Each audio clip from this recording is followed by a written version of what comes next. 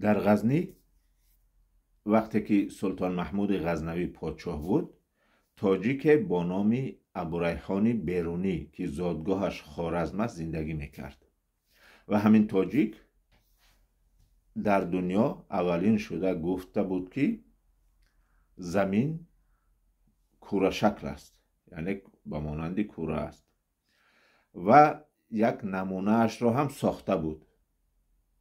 حجم زمین را که زمین چقدر است اولین شده همون تاجیک ابوریحان بیرونی گفته بود و همچنین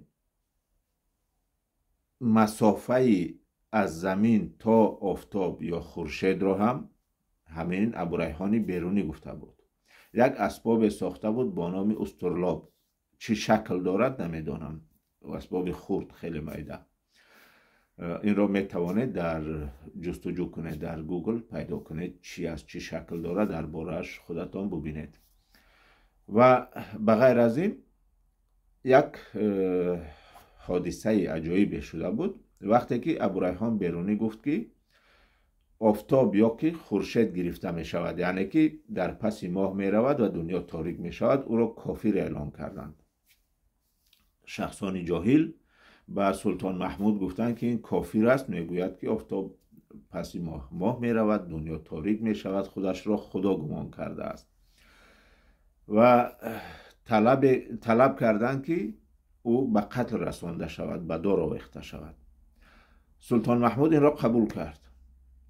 بعد از این خودی ابوریحان بیرونی گفت که برایم تا همان روز مهلت دهید، اگر همین کار نشد هر چی که میخواهید بکنید.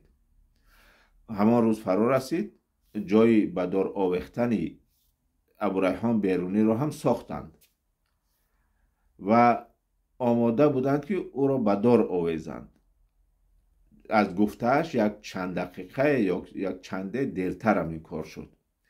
وقتی که دنیا تاریک شدن گرفت، خورشید پس ماه رفت، همون مردم جاهلی که جمع شده بودند برای کشتن کافر را بینند و میگفتند او به دار آویخته شود، در پیش او سجده کردند که این خدا است.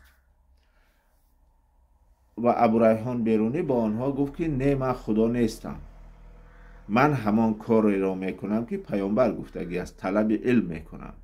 این علم است، اگر طلب علم کردی به همین درجه میرسی، همین چیزها رو فهمیده میتوانی.